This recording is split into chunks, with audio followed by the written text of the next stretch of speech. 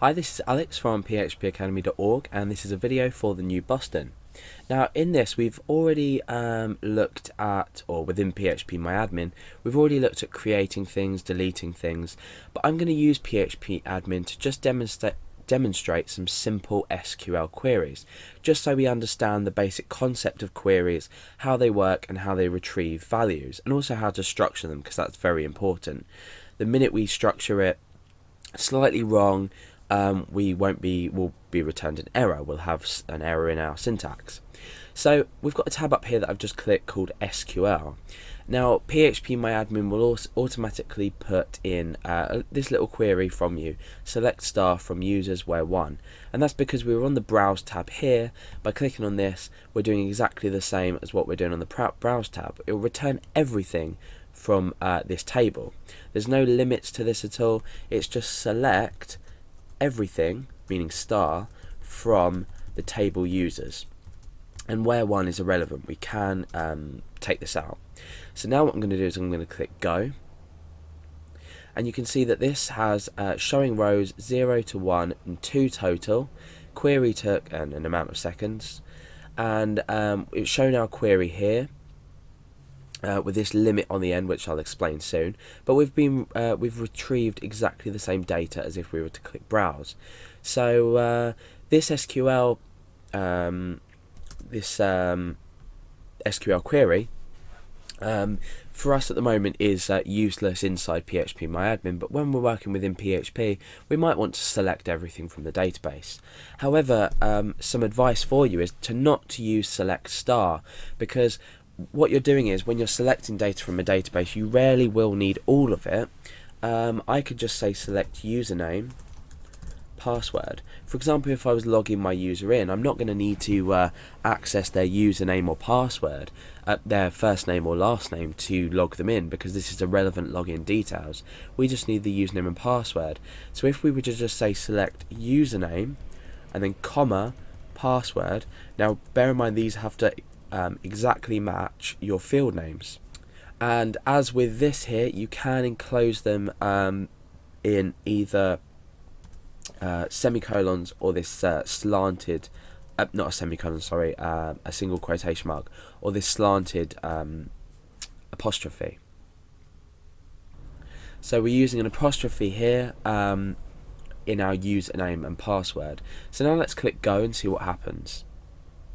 So what we've done is we've returned a query, but this time we've only selected a certain amount of data we want to be retrieved. So we've automatically cut time out of our query. You can see here it says 7 seconds. However, if we were to select everything, oh no, it's quicker. But yeah, okay, so my point there was rendered invalid. But when we're working within PHP, we're using lots of queries at once, or we're using joins, things like that, which you'll learn later, we want to be selecting as quick as possible.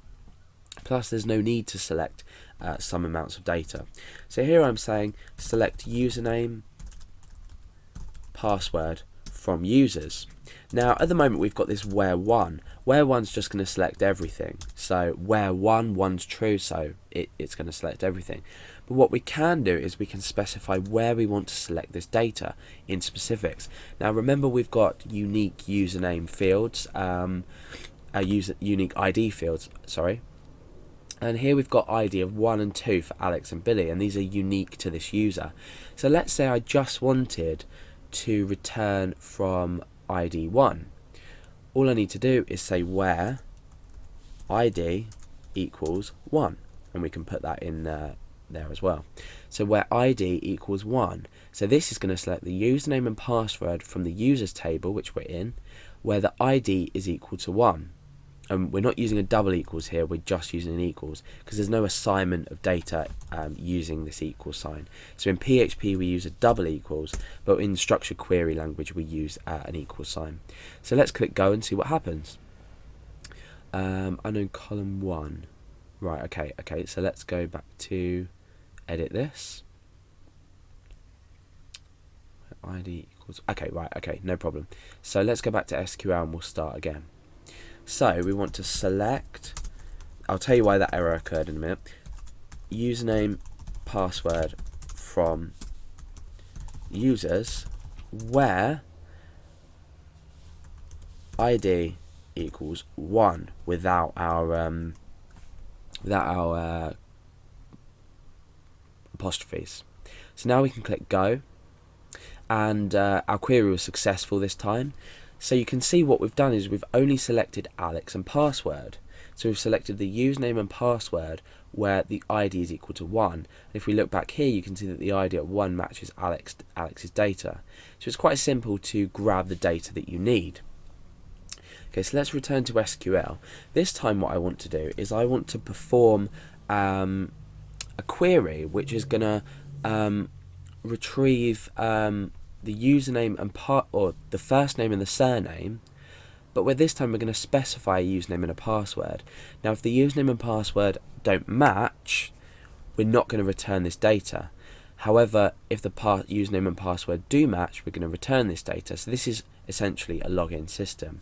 And to do this, we're going to say select first name, last name. Remember, this is the data we want to display when we've selected it. And we don't need to put these in apostrophes, but it's probably good practice too. So first name, last name from users where, and this is where we specify the username and the password. Now if I was to say where username equals or is equal to Alex, and so we're using an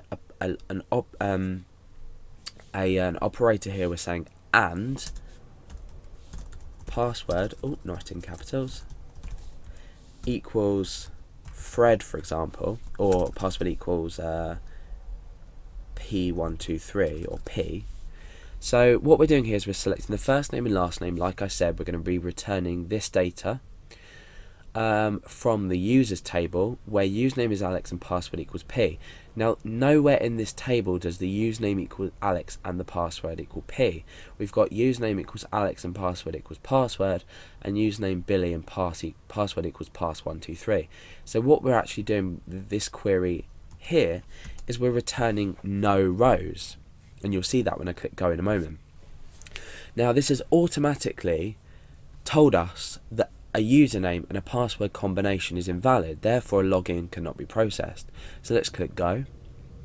Okay, so we've got unknown column, last name, okay, surname.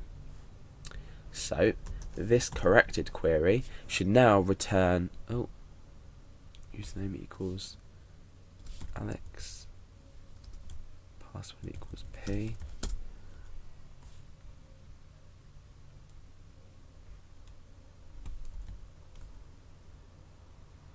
Okay, let's try put that in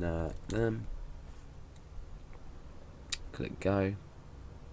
Okay, so my SQL. So I've used apostrophes for this and just single quotation marks for the actual data itself. So MySQL returned an empty result set, i.e. 0 rows. So this query here that we've selected, Alex is for the username and P for the password, has returned no data. Therefore the username may exist but the password might be wrong. So in general we have a username and password combination error. So now what happens if we run the query with the correct data in? So you can see that my username is Alex here, my password is password. So let's run this and see what happens.